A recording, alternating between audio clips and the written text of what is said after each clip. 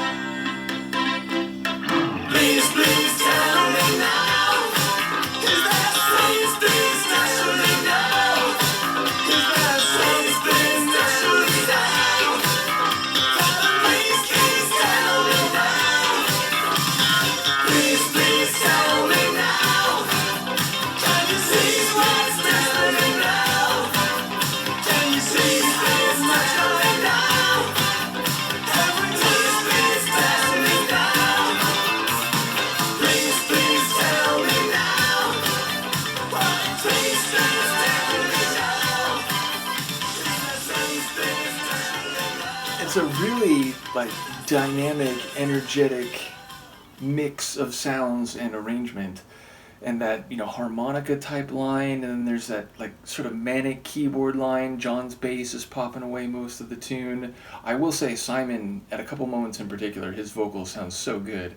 And to be fair, I just saw them like a month ago, and his vocals still sound great. Not identical, of course, but definitely for 43 years later, I think he still sounds fantastic. So yeah, it's just a top tune. That the Please Please Tell Me Now, like that refrain is iconic. Again, it's like the moment I heard it when I went through the arena version, or when I reacted to the arena version, it's just kind of took me back, even though, again, going into it, it wasn't a name that would have stood out to me, as opposed to something like, Hungry Like the Wolf, or, Ordinary World, where it's like, oh, like I remember knowing those tunes by name, like at the time. So yeah, it's a tune that, like the Reflex, fair to say, I think maybe even New Moon on Monday, but definitely the Reflex, where it's like I had no idea, and then I started listening. It was like, oh wait, like I definitely know this one. So it's a testament to the way they were part of my childhood, or part of my musical youth, even more than I had realized. So yeah, it's a very dynamic tune. It's got funk. It's got some energy and drive to it, and a really composite sound with some different layers. So yeah, a cool tune. I do have to note, and you probably saw me laugh,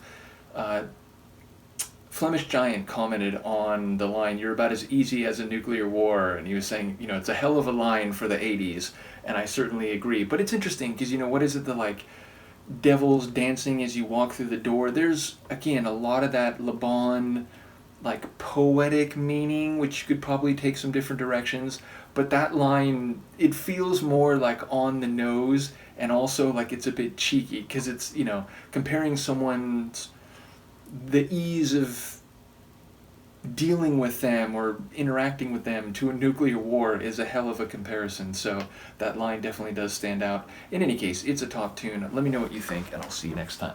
Peace.